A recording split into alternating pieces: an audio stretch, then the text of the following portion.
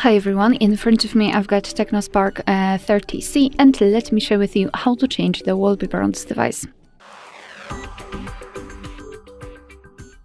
So let's start with opening the settings, and here we have to scroll and find personalization. Then let's tap on this wallpaper section. As you can see, we've got online wallpapers, gallery and static wallpapers. So let me choose something from those options. And as you can see here, we've got pre-installed wallpapers from which we can choose. So let me pick maybe this one. So just tap on the specific wallpaper, it will appear on the full screen.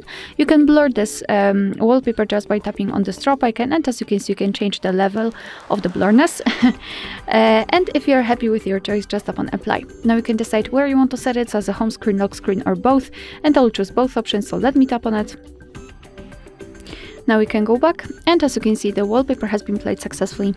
Alright, so that will be all. Thank you so much for watching. Please hit the subscribe button and leave the thumbs up.